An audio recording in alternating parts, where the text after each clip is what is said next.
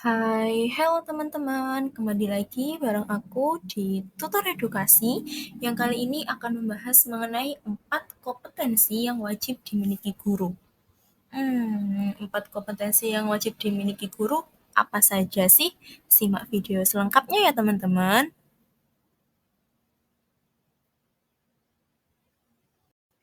Jadi, mengacu pada ketentuan Undang-Undang Nomor 14 Tahun 2005 tentang guru dan dosen, kompetensi guru terdiri dari 4 kompetensi, yakni pedagogi, kepribadian, sosial, dan profesional. Berikut kita akan bahas satu persatu 4 kompetensi guru tersebut. Adapun 4 kompetensi yang pertama yakni pedagogik, yang merupakan kemampuan mengelola pembelajaran yang berpusat pada peserta didik untuk mencapai tujuan pembelajaran. Kemudian yang kedua yakni kompetensi kepribadian, merupakan karakter pendidik yang berakhlak mulia, arif, dan berwibawa, serta menjadi teladan bagi peserta didik. Yang ketiga yakni kompetensi sosial, merupakan kemampuan guru untuk berkomunikasi dan berinteraksi secara efektif dan efisien dengan peserta didik beserta walinya, kemudian juga bersama sesama guru dan juga masyarakat sekitar. Kemudian kompetensi yang keempat, yakni kompetensi profesional, merupakan kemampuan penguasaan materi pembelajaran secara luas dan mendalam. Jadi secara singkat teman-teman, 4 kompetensi ini dapat digarisbawahi kalau pedagogik ini bagaimana cara kita dapat mengelola kelas. Kemudian yang kemampuan kepribadian, bagaimana kita sebagai pendidik dapat menjadi suri tauladan yang baik bagi peserta didik. Sedangkan yang kompetensi sosial ini, bagaimana kemampuan kita agar dapat berinteraksi dengan orang lain, baik dengan peserta didik, wali peserta didik, rekan sejawat guru, dan juga masyarakat sekitar sekolah. Kemudian yang profesional ini berkaitan dengan kemampuan kita dalam penguasaan materi. Jadi bagaimana kita sebagai seorang pendidik mampu menguasai mata pelajaran atau materi yang kita ajarkan kepada peserta didik. Dari 4 kompetensi yang wajib dimiliki oleh setiap pendidik, masing-masing kompetensi tersebut memiliki indikatornya teman-teman, baik indikator kompetensi pedagogik, kepribadian, sosial, hingga indikator kompetensi profesional. Kita bahas satu persatu dimulai dari indikator kompetensi pedagogik. Yang pertama yakni lingkungan belajar yang aman dan nyaman bagi peserta didik. Tentunya seorang pendidik harus mampu menciptakan lingkungan belajar yang aman dan nyaman bagi peserta didik. Bagaimana pendidik dapat menciptakan lingkungan kelas yang kondusif, yang efektif, dan efisien dalam melakukan kegiatan pembelajaran. Setiap peserta didik merasa aman dan nyaman dalam lingkungan belajar, merasa aman dan nyaman untuk mengemukakan pendapat tanpa adanya rasa malu, terintimidasi, dan lain sebagainya. Kemudian yang kedua, pembelajaran yang efektif berpusat kepada peserta didik. Tentunya pendidik juga harus memiliki kemampuan pedagogik untuk menilai karakteristik peserta didik, untuk menganalisis potensi-potensi yang dimiliki oleh peserta didik. Dengan begitu, pendidik akan dapat menyusun rancangan pembelajaran, media pembelajaran yang sesuai dengan karakteristik dan potensi yang dimiliki oleh masing-masing peserta didik. Kemudian yang ketiga, asesmen, umpan balik, dan pelaporan yang berpusat kepada peserta didik. Jadi di sini dalam tahapan asesmen itu kan ada beberapa tahapan ya teman-teman. Jadi dimulai dari perancangan asesmen yang juga harus berpusat kepada peserta didik, kemudian pelaksanaan asesmen yang juga harus berpusat kepada peserta didik, adanya umpan balik setelah kegiatan asesmen yang sudah dilakukan. Jadi dirancang dulu, dilakukan, kemudian setelah pelaksanaan asesmen harus ada umpan balik dari pendidik setelah melakukan asesmen tersebut. Kemudian yang keempat, penyusunan laporan capaian belajar peserta didik, dan juga yang terakhir teman-teman yang paling penting, komunikasi laporan capaian belajar peserta didik. Jadi memang apapun hasil yang didapatkan oleh peserta didik setelah mengikuti kegiatan pembelajaran, setelah mengikuti kegiatan asesmen, wajib untuk diketahui oleh peserta didik mengenai capaian pembelajaran ini yang sudah tercapai, capaian pembelajaran ini yang perlu diperbaiki, atau bahkan jika ada capaian pembelajaran yang belum tercapai, itu juga harus diutarakan sebagai bahan evaluasi belajar bagi peserta didik. Kemudian indikator kompetensi yang kedua yakni indikator kompetensi kepribadian yang meliputi kematangan moral, emosional, dan spiritual untuk berperilaku sesuai dengan kode etik guru. Hal ini berkaitan dengan pandangan hidup guru berdasarkan prinsip moral dan keyakinan terhadap Tuhan Yang Maha Esa. Kemudian juga mengenai pengelolaan emosi dalam menjalankan peran sebagai pendidik. Jadi pengelolaan emosi di berbagai situasi dan kondisi ini sangat penting ya teman-teman. Jadi apapun situasinya, apapun kondisinya, sebagai seorang pendidik kita harus dituntut untuk dapat mengendalikan emosi yang ada pada diri kita. Kemudian juga yang ketiga, penerapan kode etik guru dalam bekerja dan pembelajaran. Jadi apapun yang terjadi, apapun masalahnya, apapun situasinya, tetap kita harus dapat mengelola emosi dan tetap bekerja dengan menjalankan kode etik guru yang sudah kita sepakati bersama. Kemudian yang kedua yakni pengembangan diri melalui kebiasaan refleksi. Jadi kita tuh sebagai seorang pendidik juga harus merefleksikan diri ya teman-teman dari kegiatan pembelajaran yang sudah kita lakukan. Oh, ternyata kurangnya di sini loh. Oh, ternyata lebihnya di sini loh. Hal ini akan membuat kita lebih adaptif terhadap perkembangan zaman. Dengan refleksi diri kita akan terus maju diri kita untuk belajar.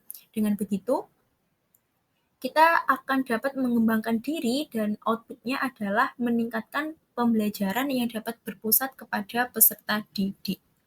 Kemudian yang ketiga yakni orientasi berpusat kepada peserta didik.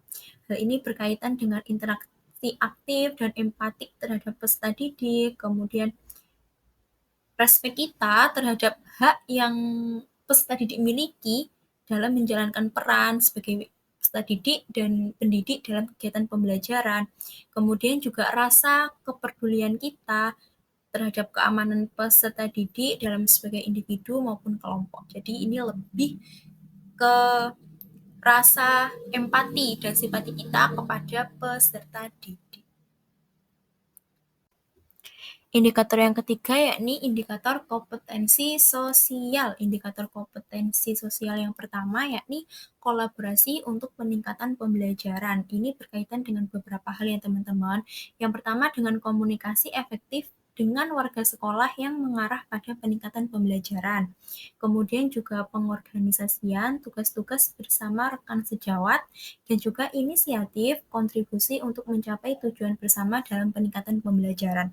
Kolaborasi untuk peningkatan pembelajaran ini bisa dilakukan dari berbagai pihak yang berkaitan ya teman-teman. Jadi bisa dilakukan dengan berbagai stakeholder dengan tujuan bersama yakni untuk meningkatkan pembelajaran.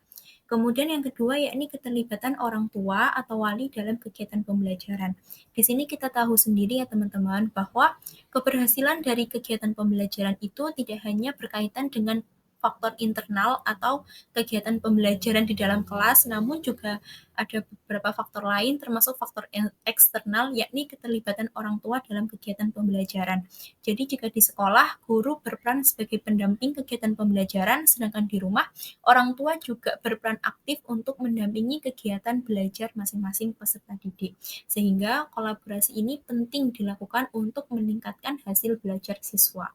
Kemudian yang ketiga adalah keterlibatan dalam organisasi profesi dan jejaring yang lebih luas untuk peningkatan pembelajaran. Kolaborasi dalam organisasi profesi ini dapat dilakukan dengan mengikuti MGMP, kemudian juga komunitas PGRI dan lain sebagainya. Dengan tujuan apa? Dengan tujuan agar seorang pendidik ini memiliki jejaring yang lebih luas untuk peningkatan pembelajaran, dapat melakukan diskusi mengenai modul ajar yang digunakan, dapat melakukan diskusi dengan media atau bahan ajar yang digunakan. Tujuannya apa? Tujuannya agar saling berdiskusi, saling mendapatkan masukan, dan saling mendapatkan pencerahan. Agar apa? Agar kegiatan pembelajaran yang dilaksanakan di kelas dapat berjalan maksimal dan mendapatkan hasil yang maksimal pula.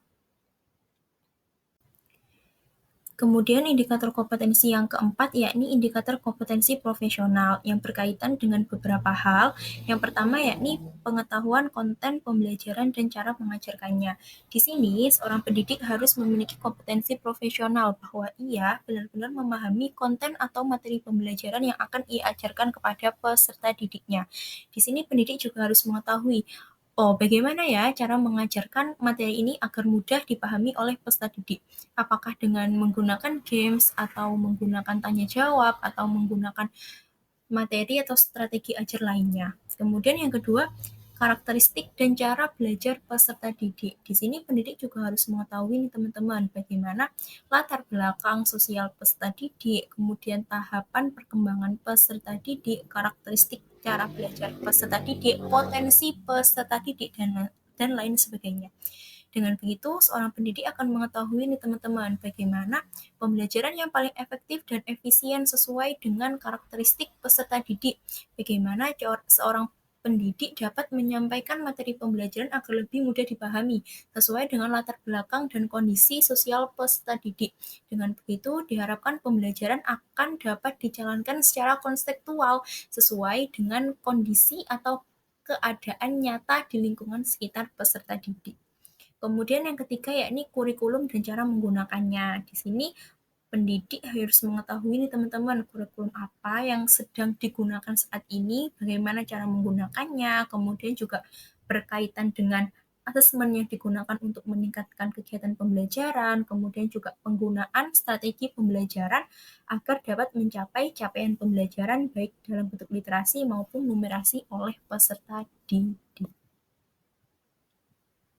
Oke teman-teman, itu adalah rangkuman dari 4 kompetensi yang wajib dimiliki oleh seorang pendidik, kemudian juga sudah dijelaskan mengenai indikator-indikator di setiap kompetensi tersebut. Jadi sekarang kita sudah berada di penghujung pembahasan mengenai kesimpulan. Jadi terdapat 4 standar kompetensi guru, teman-teman ya, yakni pedagogik, kepribadian, sosial, dan profesional. Pedagogik lebih berkaitan dengan bagaimana cara kita mengelola kelas, kepribadian berkaitan dengan bagaimana cara kita dapat menjadi suri tauladan yang baik kepada peserta didik, sosial berkaitan dengan cara komunikasi kita, dan juga profesional bagaimana kita sebagai pendidik dapat memahami materi pembelajaran yang akan kita ajarkan kepada peserta didik. Keempat kompetensi ini wajib dimiliki oleh seorang pendidik ya teman-teman agar dapat menunjang para guru dapat mengajar dengan baik dan benar. Oke teman-teman, terima kasih sudah meluangkan waktunya untuk menonton 4 kompetensi yang wajib dimiliki oleh seorang guru. Semoga video ini dapat bermanfaat dan dapat berguna bagi teman-teman sebagai calon pendidik. Terima kasih atas waktunya. See you in the next time and wassalamualaikum warahmatullahi wabarakatuh. Bye bye teman-teman.